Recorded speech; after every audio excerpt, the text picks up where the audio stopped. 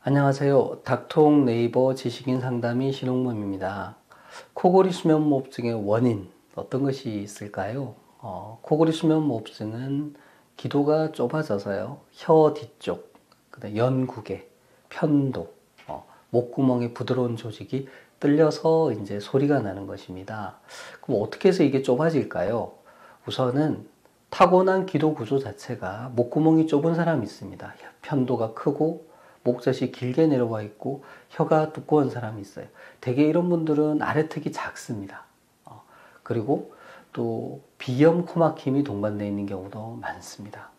정리하면 우선 코와 관련된 것은 비염, 코막힘이 코골이 수면무호흡증의 원인이 되고요. 이런 경우에는 이제 우리가 비염에 대한 평가, 치료가 필요합니다. 한편 혀가 두꺼워서 기도가 막히는 경우가 있을 때 우선 비만한지 어떤지를 봅니다. 체중이 많이 나가시는 분들, 그러니까 복부 비만, 뱃속에 지방이 많이 있는 이런 분들의 경우에는 그 뱃속의 지방, 우리가 내장 지방이라 그러죠. 내장 지방의 양과 혀 속에 있는 지방의 양이 비례합니다. 그래서 뚱뚱하신 분은 혀도 뚱뚱해지고 그 뚱뚱한 혀가 기도를 막아서 호흡을 힘들게 한다. 이렇게 알려져 있습니다.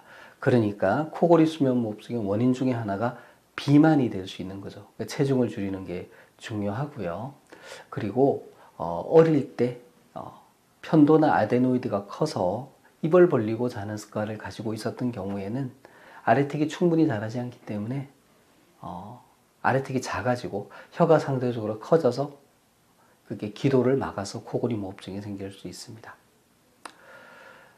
실제 우리 유전적으로 얼굴의 모양이 결정이 되기 때문에요. 아래턱의 크기, 혀의 두께 또 다 유전적으로 결정이 됩니다. 그래서 유전적인 요인도 코골이 수면무호흡증의 원인이 되겠습니다.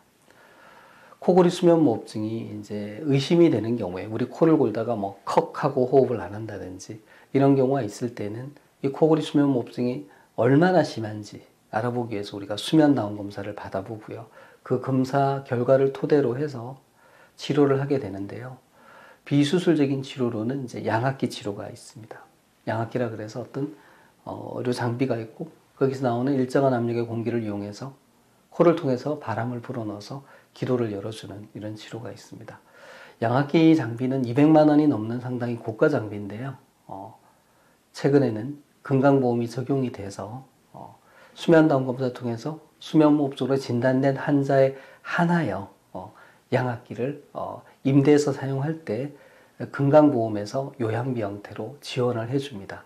그래서 크게 경제적인 부담 없이 양압기를 사용해 볼 수 있습니다. 양압기의 장점 중에 하나는 사용을 했을 때 내 몸에 어떤 후유증을 남기지 않는다는 거죠. 우리가 수술을 했는데 수술의 결과가 마음에 들지 않고 수술 자리가 불편하면 어찌할 도리가 없죠. 이미 잘라낸 조직을 어찌할 수는 없습니다. 근데 양압기는 그렇지 않습니다. 내가 사용을 해보고 적응에 불편이 있으면 안 쓰실 수 있고 안 쓴다고 해서 내 몸에 영구적인 손상을 남기지 않습니다. 그래서 코골이 수면무호흡증이 있는 경우에 양압기 치료를 고려해 보시기 바랍니다. 이상입니다.